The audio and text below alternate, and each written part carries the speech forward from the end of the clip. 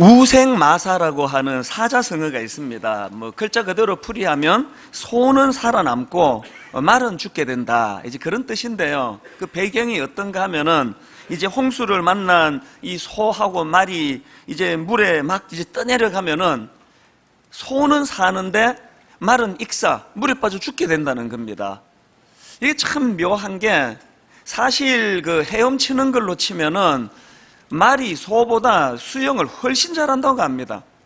이제 소하고 말을 동시에 큰 저수지로 이렇게 밀어 넣어버리면은요, 이 말이 소보다 거의 2배 빨리 헤엄쳐 나올 정도로 이 말이 이 수영 실력이 탁월하다고 합니다.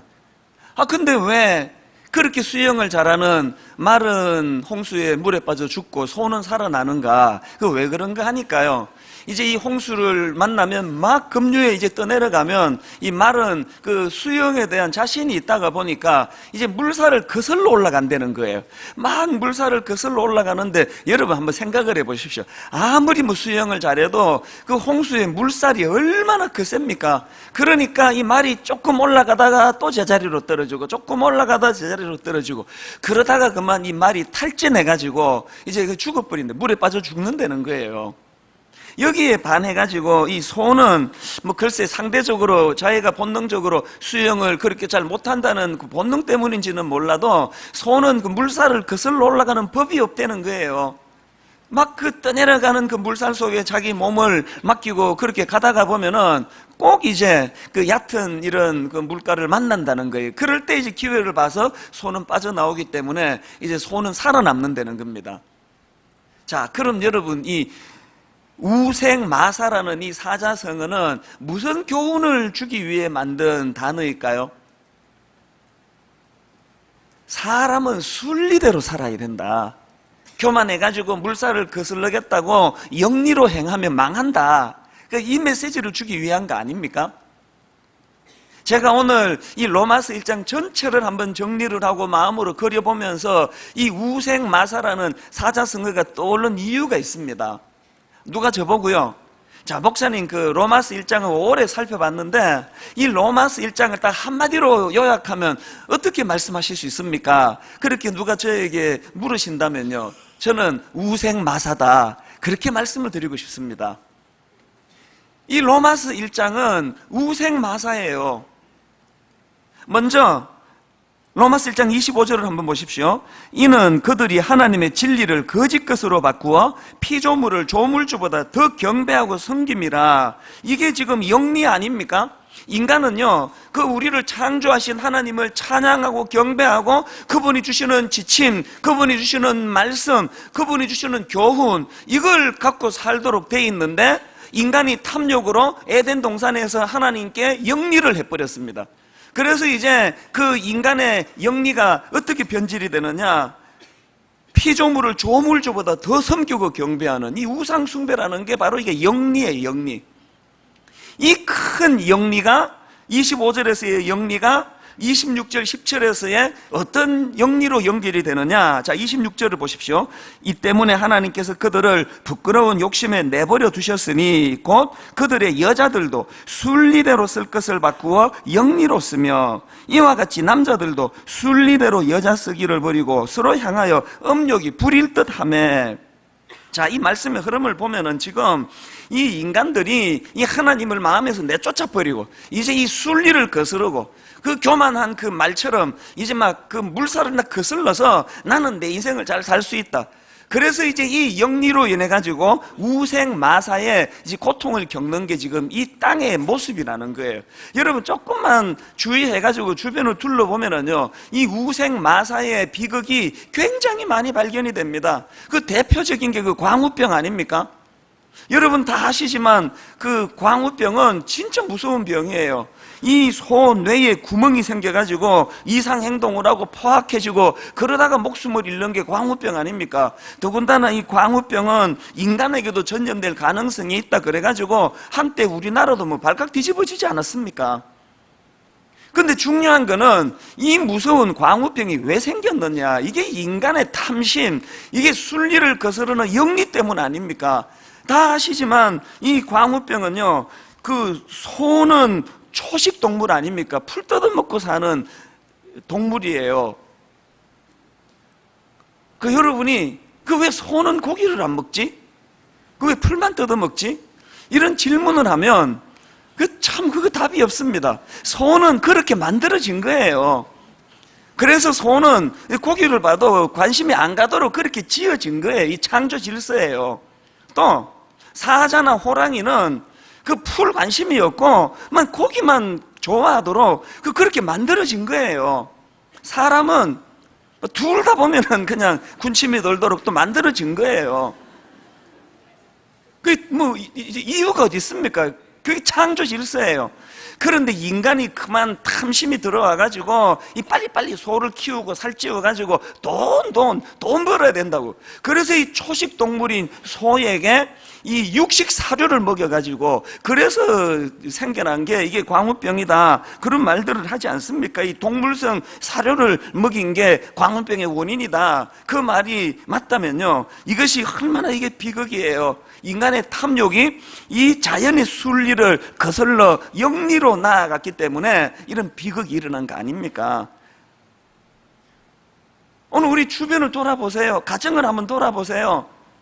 우리가 하나님 앞에 이 순리를 저버리고 영리의 그 자리로 나가는 일이 한두 가지가 아니에요. 저는 대표적인 게 자녀 교육이라고 생각합니다. 우리 자녀들에게 참 미안해해야 돼요. 사과할 게 많습니다. 특히 이 대한민국. 이 아이들이 지금 자연에서 뛰놀고 막 그냥 꿈을 품어야 될 때 영리, 학원으로 그냥 몰아가가지고 이 주일 성수만 해도 그래요. 하나님께서요, 우리를 창조하신 이 인간의 이 구조를 잘 아시는 그 창조주께서 6일 열심히 공부하고 하루는 쉬면서 그렇게 재충전을 하라, 그렇게 명하시면요, 그게 다 이유가 있을 거 아닙니까? 그런데 오늘 이 시대는 아이들 영리 애들만 그렇습니까? 돈 그러면서 어른도 주일이고 뭐고 없고 애들도 지금 주일이 어디 있습니까? 그래서 지금 아이들을 자꾸 행복하지 않은 곳으로 몰고 가는 게 이게 부모들의, 또 이 시대 어른들의 그 잘못, 거기서 나온 영리의 현상이라고 생각합니다. 저는 미국에서 이민 생활하다가 이제 한국으로 돌아와서 이제 청소년 사역을 시작했는데요, 제가 제일 먼저 맡았던 부서가 고등학교 3학년 입시생 부서였습니다. 의리부리하게 미국에서 이민 생활하다가 한국에 와 입시가 뭔지 이런 것도 잘 모르는데 이거 완전 전쟁터예요. 살벌합니다. 그때 고3 입시생들만 한 130여 명, 140여 명 이렇게 출석을 했는데요, 이건 완전 전쟁터예요. 이게 예배를 인도하러 이렇게 설교하러 본문 읽고 나면은요, 본문은 읽기도 전에 졸아요. 본문은 읽은 이후에 조는 건 제 책임. 본문을 읽기도 전에 조는 건 이 누구 책임입니까? 한 3분의 1이 졸아요. 3분의 1이. 여러분처럼 이렇게 교양 있게 안 들키고 조는 게 아니고요, 이거 대놓고 여기저기서 이렇게 졸아요. 한 번은 한창 설교하고 있는데 저기에서 우당탕 그래가지고 보니까요, 이 녀석이 졸다가 뒤로 자빠진 거예요. 철제 의자에 앉았다가 뒤로 자빠져가지고 얼마나 민망했겠습니까? 한 3분의 1은 그렇게 엄청나게 졸고 있고요, 한 3분의 1은 졸지는 않아요. 이미 깊이 잠들었기 때문에 졸 수가 없습니다. 나머지 한 3분의 1이 이제 초롱초롱 이제 설교를 듣고 있는 거예요. 그래 놓으니까 이 지들도 미안했던지요, 예배 끝나고 나면 쪼르르 와가지고 목사님 제가 오늘 2시간 자고 왔습니다. 3시간 자다가 지금 왔습니다. 죄송합니다. 이런 일들이 참 많았습니다. 그리고 걔들이 또 참 이 강남 8학군 정말로 불쌍해요. 예배 시간이요, 한 10분만 늦어지면 학부모들 항의 전화 옵니다. 제가 학원 보내야 되는데 붙잡아 놓고 왜 안 보내주느냐고. 이렇게 전쟁터 같은 데서 지내니까요, 정서가 얼마나 메마르겠습니까? 한 번은요, 여학생이 와가지고 우는 거예요. 왜 그러냐 그랬더니 지금 기말고사인가 중간고사인가를 앞두고 있는데 누가 자기 노트를 훔쳐가 버렸대. 자기가 지금 심정은 있는데 누가 그랬을 것 같은데 증거가 없다는 거예요. 물증이 없다는 거예요. 보니까 라이벌이요, 얘 시험 망치라고 그 노트를 훔쳐가버린, 공부 못하게. 이게 여러분, 이게 교육 현장에서 이게 일어나는 일이라는 게 이게 영리의 그 결과물 아닙니까? 이렇게 그냥 전쟁터 같이 고3 부서가 살벌했는데, 제가 보니까요, 아주 독특한 애들이 좀 있어요. 그 한 10명, 15명 이 아이들이요, 고3인데도 불구하고, 오후 늦게까지 교회에 모여가지고 자기들끼리 기도 모임을 가지는데요, 선생님이 인도하고 이런 것도 아니에요. 자기들끼리 모여가지고 어떨 때는 제가 보기에 오후 4시, 5시 넘어가가지고 막 그렇게 기도회를 하는데 얼마나 뜨겁게 하는지 몰라요. 찬양을 하고 한 2-3시간씩을 하더라고요. 자리가 없어가지고요, 복도 끝에 어떤 데 하나를 마련해가지고 자기들끼리 그래가지고, 제가 참 믿음이 없는 게요, 전도사가 그걸 보고 흐뭇해야 되는데, 저도 이 영리에 익숙해가지고 불안한 거예요. 너 이래도 괜찮니? 너 집에서 뭐라 안 그러니? 얘들이 이렇게 해도 되나? 걱정을 좀 했거든요, 사실. 그런데 여러분, 그 해에 수능시험 결과를 보고 제가 참 하나님께 회개를 했습니다. 그렇게 아예 주일은 공부할 생각도 안 하고 모여서 2-3시간씩 기도하고 이러던 애들이요, 대부분이 다 자기가 꿈꾸고 원하던 학교에 다 가더라고요. 제가 발견한 게 뭐냐? 이 하나님이 안식일을 지키라고 할 때는 그게 우리 괴롭히려고 주신 게 아니고요, 우리 이 인간의 구조를 아시는 하나님께서 그게 순리기 때문에 주신 거라는 거예요. 제가 놀란 것은요, 그 기도회를 주도했던 고3 학생이 있는데 걔가 그 해에요, 서울대 정치학과에 들어갔습니다. 그래서 제가 깜짝 놀랐는데, 얘가 몇 년 지나가지고요, 졸업도 하기 전에 외무고시에 패스를 해가지고 얘는 졸업하자마자 외교관으로 생활했습니다. 그런데 참 얘가 귀한 게 뭐냐 하면은, 이제 얘가 아니에요. 얘도 지금 나이가 40이 넘었습니다. 이분께서, 이것도 아니고, 하여튼 이 사람이 외교관이 돼가지고요, 전 세계를 다니는데 참 귀한 게 뭐냐, 한 6-7년 전에 아프가니스탄을 자원했습니다. 자원을 했어요. 그 당시 거기에 그 전쟁의 소용돌이로 얼마나 위험하고 혼란스러웠습니까? 그런데 왜 그 아프가니스탄을 자원했나니까요, 이 친구 마음에 하나님 주신 비전이 있었던 거예요. 자기는 하나님께서 이 한반도 통일과 관련한 사명을 주셨기 때문에 이 혼미한 아프가니스탄에서 전쟁 중에 자기가 쌓고 있는 이 많은 경험들이 이제 통일 한국 시대에 혼미한 북한을 섬기는데 이 경험을 자기가 쌓고 싶어가지고 그렇게 자원했다는 거예요. 아프가니스탄 그 근무가 끝나고 그 다음에는 베트남으로 가가지고요, 그 베트남의 그 체제 전환, 개발 협력 업무 이런 거를 담당하고, 그 다음에는 스위스 제네바로 가가지고 인도적 지원, 인도주의 업무 이런 것들을 담당했는데 전부 다 그게 의도가 있는 거예요. 자기가 이런 과정들을 거쳐서 통일 한국 시대에 하나님이 자기에게 주신 사명을 감당하기 위하여 경력을 쌓으려고 그렇게 하고 있다는 거예요. 근데 여러분, 여기서 중요한 게 뭔지 아십니까? 이 형제에게 그런 뚜렷한 삶의 비전은 하나님이 주셨는데 언제 주셨나? 고3 때 주셨대요. 고3 때. 다른 고3 애들은 부모가 학원 가르니까 왜 공부하는지도 모르고 그냥 몽롱하게 끌려다니는 애들이 한둘이가 아닌데, 얘는 그때 교회에 와가지고 찬양하고 기도회하고 기도회 인도하고 하나님께 꿈을 가지니까, 하나님이 고3 시기에 인생의 목표, 비전, 꿈을 주니까 이 친구가 지금요 40이 넘었습니다. 20년이 넘는 그 세월 동안 한 일관된 자기 삶의 목표를 향해 나아가니까 이게 얼마나 귀한 일이냐고요. 저는요, 얘가 서울대 나왔다고 부러운 게 아니에요. 만나보면은 일관된 꿈을 갖고 사는 그 사람에게서 보여지는 너무나 아름다운, 참 행복해 보여. 행복해. 만날 때마다 행복해. 우리 교회에서 예배를 드리고 가끔씩 인사하러 오는데 볼 때마다 공통점이 너무너무 행복해요. 참 좋은 아내를 만나가지고 너무 유복한 가정을 이루면서, 이런 사람들에게 특징은요, 과욕이 없어. 욕심이 한 자리 해보겠다 이런 게 없으니까 삶 자체가 순리, 물 흐르듯. 저는 이 제자 형제를 볼 때마다 네가 나보다 10배 낫다. 10배. 이 청출어람. 여러분, 저의 그 재산이 뭔지 아십니까? 제가 청소년사에 갈 때 한 4, 5천 명 제자들을 배출을 했는데, 지금 제가 외국 집회 간다고 가면은 세계 어디를 가도 저 목사님 제자입니다 인사 오는데, 곳곳에서 아이들이 지금 꿈을 품고 그렇게 지금 준비하고 있거든요. 저는 그 애들이 저를 살려준다고 생각해요. 아니, 제자들이 이렇게 순리를 가지고 꿈을 품고 하나님의 비전을 가지고 준비하고 있는데, 스승이라는 목사가 욕심에 쩔어가지고 사람 끌어모으겠다고 그냥 파도파도거리고 돈돈 거르고 이렇게 살아서 되겠나? 제가 늘 자극을 받는 거예요. 내가 저 제자들에게 부끄럽지 않는 목사가 돼야 되겠다. 저는 정말 걔들에게 부끄럽지 않은 목사가 되고 싶어요.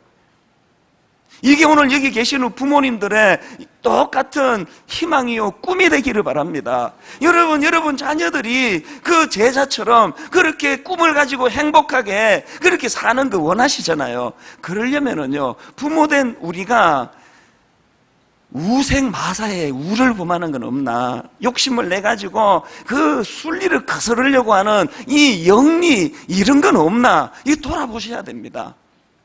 이것이 로마서 1장에서 제가 발견하는 그 교훈인데요. 자, 그럼 좀 더 구체적으로요. 자, 이 로마서 1장에서는 이렇게 순리, 영리 이렇게 말씀을 이제 풀어나갈 수 있다고 저는 보는데요. 그러면 이 인간의 영리가 낳은 부작용이 뭐냐? 로마서 1장에서 오늘 본문에서는 이 영리의 부작용을 두 가지 예시를 들어서 설명을 합니다. 자, 첫 번째로 우생마사의 영리가 낳은 부작용이 뭐냐? 그걸 동성애를 지금 지적합니다. 동성애를 포함한 성적 타락. 이것이 영리의 사례라는 거예요. 로마서 1장에 보니까 이 하나님의 진노를 쌓는 인간 타락의 그 대표적인 사례로 그게 성적인 타락이다. 이걸 지금 계속 단어를 가지고 설명하는데요. 방금 읽은 본문에서는 그 중에서도 동성애, 이게 영리라고 이렇게 설명을 합니다. 자, 오늘 본문 1장 26절을 다시 한번 보십시오. 이 때문에 하나님께서 그들을 부끄러운 욕심에 내버려 두셨으니 곧 그들의 여자들도 순리대로 쓸 것을 바꾸어 영리로 쓰며, 이 동성애를 말하는 거 아닙니까? 또 27절, 그와 같이 남자들도 순리대로 여자 쓰기를 버리고 서로 향하여 음욕이 부릴 듯하며 남자가 남자와 더불어 부끄러운 일을 행하여 그들의 그릇됨에 상당한 보응을 그들 자신이 받았느니라. 여기 나오는 이 그릇됨이라는 이 표현은 원어로 보면은요, 이걸 우리말로 직역하면 오류, 이런 뜻이에요. 오류. 그 어떤 오류냐? 올바른 길에서 벗어나 방황하는 오류라는 거, 오류. 성경은 거두절미하고 동성애는 오류다, 동성애는 올바른 길에서 벗어나 방황하는 오류다, 이렇게 지금 명시를 하고 있는 거예요. 레위기 18장 22절에도 보니까 하나님께서 모세에게 이렇게 말씀하십니다. 너는 여자와 동침함 같이 남자와 동침하지 말라. 이는 가정한 일이니라. 또 고린도전서 6장 9절 10절, 불의한 자가 하나님의 나라를 유업으로 받지 못할 줄은 알지 못하느냐? 미혹을 받지 말라. 음행하는 자나 우상 숭배하는 자나 간음하는 자나 탐색하는 자나 남색하는 자나 도적이나 탐욕을 부리는 자나 술 취하는 자나 모욕하는 자나 속여 빼앗은 자들은 하나님의 나라를 유업으로 받지 못하리라. 지금 이 하나님 나라를 유업으로 받지 못하는 악한 행위들을 열거하는데, 그 중에 여기 나오는 남색하는 자, 이게 동성연애자를 지금 지칭하는 겁니다. 이렇게 성경은 긴 설명 없이 동성애는 정상적인 궤도를 벗어난 오류다, 이렇게 지금 지적을 하는데요. 이게 참 제 마음을 아프게 해요. 왜냐하니까요, 제 제자 중에, 제가 참 아끼는 제자 중에 이 녀석이 언젠가 눈물로 전화로 고백을 하는데, 사실은 목사님 제가 동성애자입니다.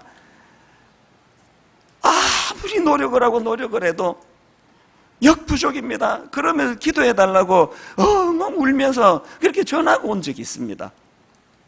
그런가 하면은 언젠가 저희 교회 홈페이지 게시판에요, 이 동성애 문제로 막 찬반 논란이 많이 있을 텐데요, 그때 또 어떤 성도님이 익명으로 저에게 메일을 보내오셨는데 참 슬픈 내용이었습니다. 목사님, 사실은 저도 동성애자입니다. 조용히 숨죽이고 있을 테니 내치지 말아 주세요. 이게 얼마나 가슴 아픈 이야기예요. 그래서 여러분, 저는요, 제 마음에 이 동성애와 관련해서 두 가지 그 지침, 제 마음에 그걸 갖고 있는데 이걸 좀 오늘 나누고 싶은데요. 동성애와 관련한 두 가지 지침 중에 첫 번째가 뭐냐 하니까요, 여러분, 교회가요, 동성애자에 대한 이 혐오주의에 빠져서는 안 된다는 것입니다. 이 로마서 이 구조를 보면은 1장에서 지금 이 많은 이 영리로 인한 그 타락의 그 상황들을 쭉 열거하고 있는데요. 그렇게 여러 타락 현상들을 열거한 바로 직후인 그 다음 2장 1절에서 어떤 경고의 말씀이 나오느냐 한번 보십시오. 그러므로 남을 판단하는 사람아, 누구를 막론하고 내가 핑계하지 못할 것은 남을 판단하는 것으로 내가 너를 정죄함이니 판단하는 내가 같은 일을 행함이니라. 죄는 미워하되 사람은 미워하지 마라. 그 말씀 아닙니까? 분명히 하나님은 죄를 어물쩍 넘어가는 법이 없습니다. 반드시 죄에 대하여 분명히 그것을 지적하시고 짚고 넘어가시지만 사람은 미워하지 말라는 거예요. 요한복음 8장 11절에도 보니까 예수께서 가라사대 나도 너를 정죄하지 아니하노니 가서 다시는 죄를 범치 말라 하시니라. 이 말씀 역시 죄는 미워하되 사람을 미워하지 말라시는 주님의 근본 정신을 담고 있는 거 아닙니까? 여러분, 저에게 전화로, 여러분 저에게 메일로, 내가 지금 목사님 몸부림치고 있는데 역부족인데 기도해 달라는데 거기다 대고 제가 막 욕설을 퍼붓고 저주와 정오를 표현하면 이 옳은 일입니까? 어떤 일이 있어도 여러분, 동성애자들에 대하여 그런 악한 감정을 가지는 건 성경적이 아닙니다. 우리나라에서 동성애자를 위한 사역을 하고 있는 톰 린선 선교사님의 그 인터뷰를 어느 신문에서 제가 봤는데요, 그 내용을 부분 발췌해 드리면 이렇습니다. 모든 죄의 근원은 동일하다. 하나님과의 깨어진 관계이다. 원치 않는 동성애 성향을 가지고 있는 크리스천이 있다면 그저 품어줘라. 그들은 상처가 많은 사람들이다. 따라서 그들에게 필요한 것은 수용과 사랑이다. 어떠한 죄를 지은 사람이라도 교회에서 받아들여지고 사랑받을 수 있음을 확신시켜주는 교회 문화의 정착이 시급하다. 그런가 하면은 동성애와 관련한 제 마음의 두 번째 지침이 뭐냐 하면은요, 성경이 동성애를 올바른 길에서 벗어난 죄라고 명시하고 있다는 것을 간과해서는 안 된다는 거예요. 여러분, 성경은 제가 만드는 게 아닙니다. 내 입맛에 맞도록 이래가지고 이게 지금 뭐 강연하는 시간이 아니고요, 하나님의 말씀을 전하는 시간이에요. 로마서 1장의 말씀을 따라가지고 이게 나오기 때문에 제가 지금 설교하고 있는 거예요. 더군다나 지금 미국이나 유럽 같은 데서 일어나고 있는 현실을 보면은, 동성애 축제 같은 거를 보면은 그게 지금 성적인 타락과 연결되어 있다는 걸 부정할 사람은 아무도 없습니다. 그리고 지금 저는 우리나라에서 일어나고 있는 이 동성애에 관련한 여러 논란 중에서 정말 제 마음을 지금 불안하고 두렵게 만드는 게 뭐냐 하면은요, 이것들이 지금 청소년들에게 너무 악한 영향을 미치고 있다는 거예요. 전에 한번 인용해 드린 적이 있는데요, 제가 어느 신문에 난 기사를 한번 인용해 드렸지 않습니까? 머리 기사가 이랬습니다. 동성애 인터넷 카페 콤마하고 10대 소년들 성적 일탈 창구로, 이렇게 돼 있더라고요. 이게 무슨 내용인가 보니까요, 이 10대 청소년들이 주로 찾는 그 동성 연애자 전용 카페가 있다는 거예요. 많이 지금 생겨나고 있대요. 거기에 가보면은 그 10대 청소년들이 막 이런 이제 글들을 이제 올린다는 거예요. 한번 들어보세요. 키 1m 78, 몸무게 68kg. 자기를 지금 소개하는 것 같아요. 18세 미만만 서울 바텀 구해요. 그러면서 그 기사에서 이 바텀이 뭔지를 이렇게 설명합니다. 바텀이란 남성 동성애자가 성행위를 할 때 여성 역할을 하는 남성을 뜻하는 용어이다. 그러니까 지금 이 10대 아이들이 동성 섹스 파트너를 찾는 그런 글들을 거기 막 올리고 있다고 기사가 이제 그것을 지금 이제 정언하고 있는 거예요. 그 신문 기사 일부를 제가 읽어 드릴게요. 당초 동성애자 카페는 성소수자의 애환을 공유하고 권리를 신장하고자 하는 목적으로 개설됐지만 섹스 파트너를 찾는 적석 만남이 만연하면서 성 정체성이 확립되지 않은 10대 소년들까지 그 영향권에 들어가고 있다. 그 다음은 더 심각합니다. 이들은 무분별한 성관계를 해오다가 상대에게 에이즈, 관로하고 후천성 면역 결핍증을 옮기기도 한다. 지금 이게 이 땅에서 일어나고 있는 현실이라고 한다면, 여러분 바울이 그랬던 것처럼 한편으로는 동성애자도 구원의 대상임을 인정하고 동성애자에 대한 열린 마음으로 그들을 품고 그들에게 다가가야 되지만, 또 다른 한편으로는 성경이 동성애를 올바른 길에서 벗어난 거라고 그렇게 명시한다면 우리가 거기에 순종해야 되는 거예요. 그래서 어떻게 해서든 이들이 무지무지 어렵다는 것은 저도 알아요. 그러나 어떻게 해서든 거기에서 벗어날 수 있도록 어떻게 우리가 도와야 될 건가, 이 지혜가 필요한 거예요. 사실 여러분, 미국이나 유럽에서 이 동성애에 대해서 이렇게 관용하게 된 거 다 아시잖아요. 이제 뭐 미국은 이제 동성 결혼 법적으로 지금 허용이 되고, 유럽도 마찬가지예요. 점점 그런 추세로 가고 있는데요. 그런데 여러분, 그들이 이렇게 동성애에 대해서 관용하게 된 첫 출발이 어디서 시작됐습니까? 그 성소수자로서의 이 동성애자들의 인권 보호, 이 참 귀한 생각 아닙니까? 약자에 대하여 우리가 보호해줘야 된다. 이 좋은 생각으로 출발했는데 사단은 항상 이렇게 여러분, 이 좋은 의도를 악하게 몰고 가는 거예요. 이런 결과를 지금 기준이 지금 없어져 버린 혼미가 일어난 거예요. 저는 늘 이 사단은 우리보다 한 수 위다. 사실 저도 지금 이 문제에 대하여 치우치지 않도록 하나님께 떨며 기도하고 있습니다. 아버지, 저에게 가장 정확한 하나님의 뜻을 분별케 하여 주시옵소서.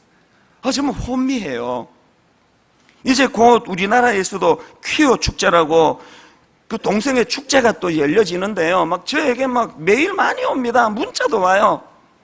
어떤 사람은 목사님 그날 함께 동참해서 동성애가 열려지지 않도록 몸으로 막는 일에 동참해 주세요, 그런 메일도 오고, 그런가 하면 또 정반대로 목사님 그렇게 하시면 안 됩니다, 또 그런 메일도 와요. 예를 들면은요, 홀리 라이프라고 그 탈동성애 인권 기독 운동 단체, 그 단체에서 무슨 동성애 축제와 관련해서 호소문을 발표했느냐 하니까요, 동성애 축제 때 물리적인 충돌이 일어나지 않도록 자제해달라, 그런 호소문을 발표했는데 내용을 한번 들어보세요. 작년 퀴어 축제 때 있었던 물리적 충돌이 오히려 동성애자들의 입지를 더욱 강화시켜주는 역할을 했다. 지난해 물리적 충돌 이후 동성애 단체들은 언론을 통해 기독교계가 동성애 혐오, 인권 유린을 자행했다며 전 세계에 악선전을 했고, 올해 더 많은 전 세계 동성애 단체를 초청했다고 밝혔다. 지금 이 기독교 단체가 뭘 우려하는 겁니까? 사단은 고단수라는 거예요. 그 선한 마음을 가지고 이 타락 행위는 막아야 된다, 그렇게 순수한 마음으로 간 그거를 사단은 악용해가지고 점점 우리 기독교를 저것들은 저 광신도들, 인정도 없고 사정도 없고 약자를 보호할 줄도 모르고 이런 쪽으로 지금 몰고 가고 있으니, 여기에 우리가 얼마나 뱀 같은 지혜가 필요하겠습니까? 여러분, 이거 남의 일이라 생각하지 말고 기도해야 돼요. 하나님, 우리 교회가 이 일에 좌우로나 우로나 치우치지 않고 가장 정확한 하나님의 뜻을 분별할 수 있도록, 이게 로마서 1장에서 나오는 한 예시고요. 그런가 하면은 두 번째로 우생마세의 영리가 나온 부작용이 하나 더 있는데, 그게 윤리적인 타락이라는 겁니다. 지금 로마서 1장 29절부터 31절까지 제가 여러 번 읽어드렸던데 다 아시지 않습니까? 그 역겨운 수많은 항목들, 이게 다 지금 윤리적인 문제 아닙니까? 근데 여러분, 여기서 기억해야 되는 게 뭐냐? 이게 겉보기에 윤리적인 문제인데요, 이게 뿌리는 영적인 문제라는 거예요. 이게 무슨 말씀인가 하면은요, 여러분이 지금 교회도 잘 다니고 교회에 중직자 봉사도 잘하고 하는데, 여러분이 지금 윤리적인 어떤 문제에 걸려 있다, 쉽게 말하면 내가 지금 외도를 하고 있다, 그 영적으로 병든 거예요. 그게 암만 예배 잘 드리고 헌금 많이 해도 예배 끝나고 그냥 불법 주차 하고, 막 새벽기도 막 한 번도 안 빠지고 365일 다 다니는데 새벽기도 마치고 가다가 남의 밭에 호박 보니까 이거 아침에 이거 국 끓이면 되겠다. 이게 뚝 따가지고 집에 갖고 가고, 그럼 이게 영적으로 병든 거라는 거예요. 목사가 뭐 아무리 막 그냥 대단한 놀라운 은사를 발휘해도 도덕적으로 윤리적으로 문제가 있으면 그건 영적으로 병들었다는 이야기예요. 이 부분은 다음 주 이제 2장 말씀할 때 다시 좀 더 언급하기로 하고요. 자, 어쨌든요, 우리가 속아서는 안 되는 게 뭐냐, 우리가 뭐 외도, 막 성적인 타락 막 이러면은 우리 모두 긴장해요. 그런데 빠지지 않도록. 그러나 여러분 29절서부터 나오는 이 윤리적인 항목들은 굉장히 사소한 것 같아요. 시기, 뭐 인간이 누가 시기를 안 하나. 또 그 다음에 뭐 분쟁, 뭐 다툼이 없는 데가 어디 있냐. 또 수근수근하는 거, 뭐 그 정도는 할 수 있지, 입이 있는데.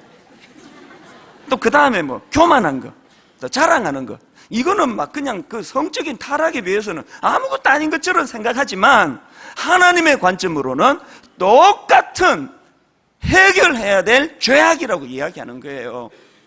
여러분, 이렇게 큰 바위 덩어리를 우물에 한번 넣어 보세요. 파장은 좀 큽니다. 큰 파장을 내면서 물에 빠져요. 조그만한 자갈 하나를 우물에 한번 던져보세요. 파장은 작습니다. 그러나 결과는 둘 다 물에 빠지는 건 똑같은 거예요. 우리가 윤리적인 이 작은 거 하나를 하나님 앞에 결단하고 애쓰며 이 문제를 해결하지 않으면 영적으로 침체한다는 거예요. 자, 그렇다면 이제 중요한 게 지금부터예요. 그럼 어떻게 하면 좋으냐? 이렇게 타락해가지고 인류가 지금 이 순리를 버리고 영리의 길로 나아가는데, 그럼 어떻게 하면 좋으냐? 여러분 어떻게 생각하세요? 그 대안은 뭐예요? 대안은 간단합니다. 지금 영리로 기준을 무너뜨려 버렸잖아요. 하나님을 마음에서 내쫓아버린 영리에서 시작된 일이라면 이걸 회복하려면 어떻게 해야 됩니까? 무너진 삶의 기준을 회복해야 된다는 겁니다. 구약의 대표적인 그 타락한 시대가 사사기 시대 아닙니까? 말로 다 할 수 없는 성적인, 윤리적인, 또 영적인 타락 시대인데요, 성경은 그 시대의 타락의 이유를 두 번 반복해서 이렇게 설명합니다. 사사기 17장 6절, 그때는 이스라엘의 왕이 없었으므로 사람마다 자기 소견에 옳은 대로 행하였더라. 사사기 21장 25절, 그때에 이스라엘의 왕이 없으므로 사람이 각기 자기의 소견에 옳은 대로 행하였더라. 무슨 말입니까? 그것들이 기준을 없애버렸기 때문에 이렇게 타락했다는 거 아닙니까? 우리 기준을 다시 세워야 돼요. 그래서 여러분 로마서 1장 17절, 복음에는 하나님의 의의가 나타나서 믿음으로 믿음에 이르게 하나니 기록된 바 오직 의인은 믿음으로 말미암아 살리라. 이 로마서 1장 17절의 기준이 세워지는 인생들이 되시기를 바랍니다. 중요한 건 뭐냐? 이 기준을 세우는 것을 돕는 두 기관이 있는데 하나는 교회요, 하나는 가정입니다. 오늘은 가정의 주일입니다. 여러분 예배 마치고 마당에 여러 가지 전시가 되어 있는데요, 제가 그 사진을 보내줘서 보니까 너무 감동이 돼요. 그 지금 밖에 전시회가 벌어지고 있는 믿음의 가훈, 저 사진 전시회가 지금 벌어지고 있는데요, 이제 그 담당 목사님이 저 전시회에 이제 나가는, 이게 이제 몇 주 전에 우리가 믿음의 가훈을 이제 보내달라 그랬더니 많은 분들이 보내주셨는데요, 제 눈에 확 들어오는 가훈이 몇 개 있었습니다. 그게 이제 그 중에 하나가 이거예요. 가훈이 이렇습니다. 하나님이 계시는데 점점점.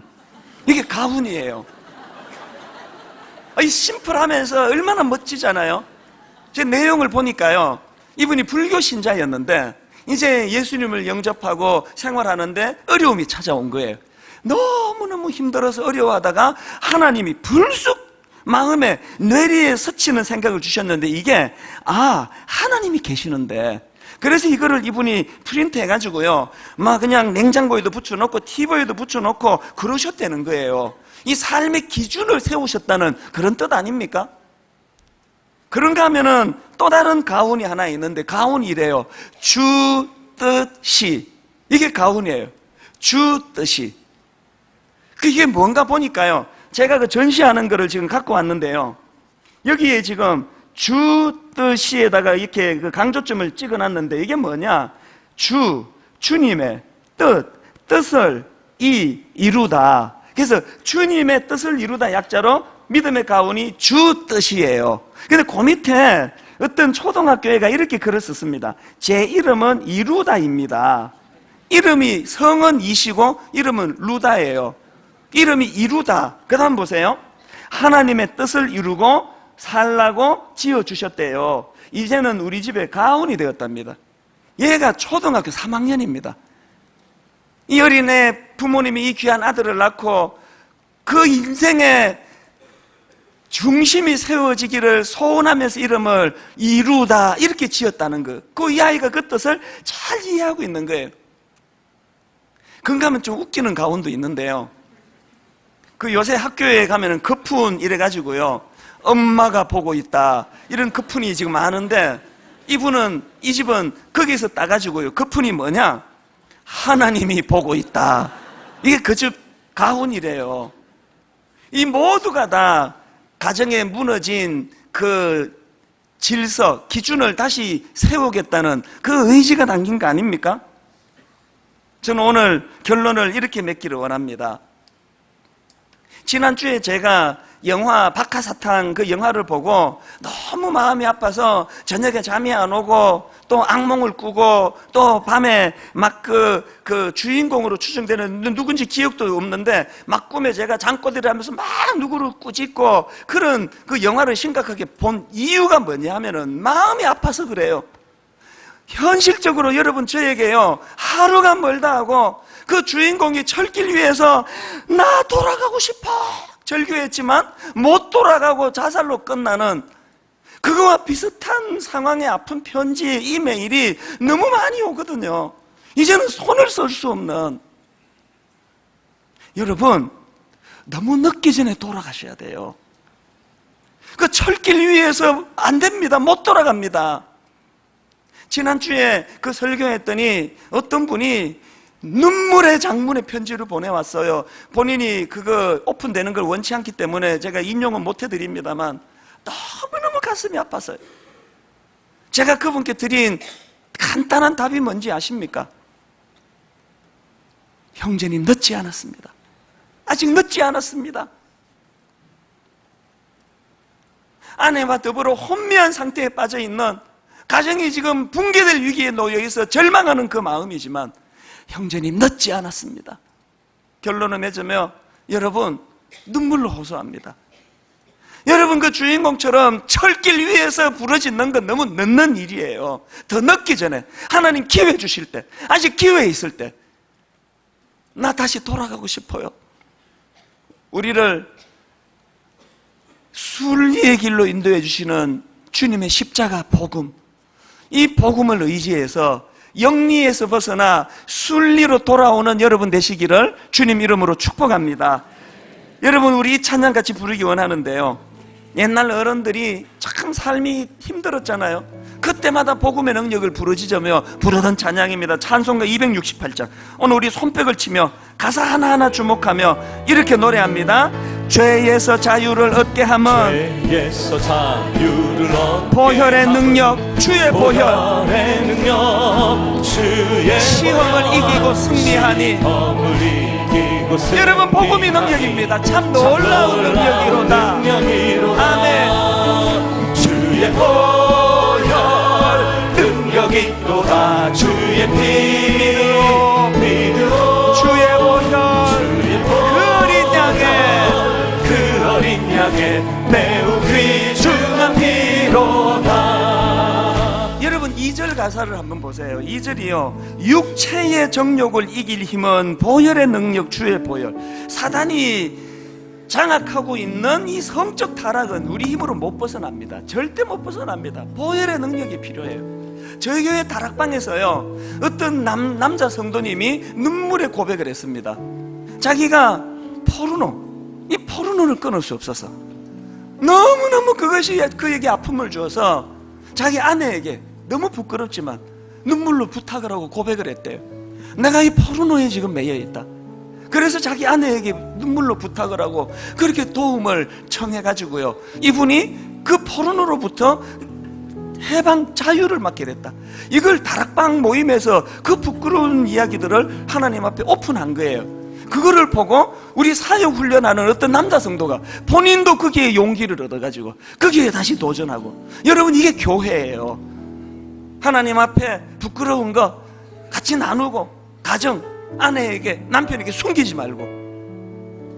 보혈의 능력이 여러분 안에 있는 어쩔 수 없는, 내 힘으로는 헤어나올 수 없는 악한 능력을 깨트리는 능력이 되는 줄 믿으시기를 바랍니다. 2절, 육체의 정욕을 이길 힘은 내 의지, 도덕심이 아닙니다. 보혈의 능력, 육체의 정욕을 이길 힘은 보혈의 능력, 주의 보혈, 정결한 마음을 얻게 하니 참 놀라운 능력이로다. 우리는 복음의 능력을 믿습니다. 주의 보혈 능력이 있도다. 주의 피 믿으오, 주의 보혈 그 어린 양의 매우 귀중. 우리 다 자리에서 일어나셔서 육체의 정욕을 이긴 힘은 정욕을 이긴 힘, 보혈의 능력, 주의 보혈, 정결한 마음을 얻게 하니 참 놀라운 능력이로다. 아멘. 주의 보혈 능력이 있도다. 주의 피 믿으오, 주의 보혈 그 어린 양의 매우 귀중. 눈보다 더 희게 밝히는 것, 눈보다 더 희게 밝히는 것, 보혈의 능력, 십자가, 주의 보혈, 부정한 모든 것 밝히시니 참 놀라운 능력이로다. 아멘. 주의 보혈 능력이 있도다. 주의 피 믿으오, 주의 보혈 그 어린 양의 매우 귀중한 피로다. 사랑하는 여러분, 복음은 이론이 아니에요. 오늘 이론 몇 가지 받아 적는 게 예배 아닙니다. 이 시간에 복음의 능력이 나타나기 원합니다. 십자가의 능력이 나타나 내 안에 장악당하고 있는 이 저급한 성적인 이 죄, 충동, 이것으로부터 벗어날 수 있는 능력 아버지 저에게 주시고, 내 남편, 내 아내에게 주시고, 우리 아들에게 주시고, 우리 딸에게 주시기 원합니다. 이 시간 저를 따라 큰 소리로 2번 선포하고 통성으로 복음의 능력을 구하며 기도합니다. 따라 선포하십시오. 주여 은혜를 주옵소서. 주여 은혜를 주옵소서. 주여 은혜를 주옵소서. 주여 은혜를 주옵소서. 같이 기도하십니다. 살아계신 하나님 아버지, 하나님, 보혈의 능력이 필요합니다. 복음의 능력이 필요합니다. 우리는 너무나 혼미합니다. 아버지, 우리는 지혜가 없습니다. 뭘 어떻게 해야 될지 알 수가 없습니다. 아버지, 은혜가 필요합니다. 아버지, 우리 가정을 살려주시옵소서. 하나님, 우리 아들을 살려주시옵소서. 하나님, 우리 딸 살려주시옵소서. 영리가 득세하는 이 세상입니다. 하나님의 창조진에서 순리하려로 나아가기를 원하오니 은혜 주시옵소서. 하나님 아버지, 하나님의 순리를 구합니다. 아버지, 내 의지로는, 내 윤리의식, 내 도덕심으로는 이 사단의 권세를 이길 수 없어. 주님 은혜를 구합니다. 십자가를 구합니다. 보혈의 능력을 의지합니다. 이 시간 주님 아버지 약속한 마음으로 주님 앞에 달려나가 하나님 아버지로부터 회개하고 주님 아버지 자유함을 누리게 하여 주시옵소서. 살아계신 하나님 아버지, 오늘 이렇게 저희들을 원건각처에서 불러 모아주시고 복음이 능력임을 다시 한번 가르쳐 주시고, 아버지, 우리 삶에 무너진 기준이 복구되어야만 우생마사의 비극을 피할 수 있다는 사실을 가르쳐 주셨사오니 순리의 길로 나아가기를 원합니다. 은혜 주시옵소서. 아버지, 우리 어린 아들, 우리 딸, 종이 설교 시간에 예시했던 그 저의 제자처럼 고3 어린 나이에부터 하나님 주시는 꿈 때문에 20여 년 그 꿈을 준비하며 나아갈 때 그가 행복했던 것처럼 오늘 예배드리는 성도님의 가정에 우리 아들, 딸에게도 그 은혜를 허락하여 주시옵소서. 복음의 능력이 그것을 가능하게 할 줄로 믿습니다. 우리 부모들의 탐심, 우리들의 과도한 욕심, 우리 부모의 탐심으로 인한 이 순리를 벗어난 영리의 모습을 회개하오니, 지금 우리가 회개하고 주님 앞에 자녀를 제대로 양육할 때 저 아이들이 창조 질서 아래 참 순리의 기쁨을 맛보는 복된 우리 아이들 되게 하여 주시옵소서. 힘든 가정마다 복음의 능력이 나타나 아버지 철로 위에서 손들고 나 돌아가고 싶어. 너무 늦습니다. 기회 있을 때, 아버지 아직 기회 있을 때 주님 앞에 돌아오는 결단과 능력과 은혜를 허락하여 주시옵소서.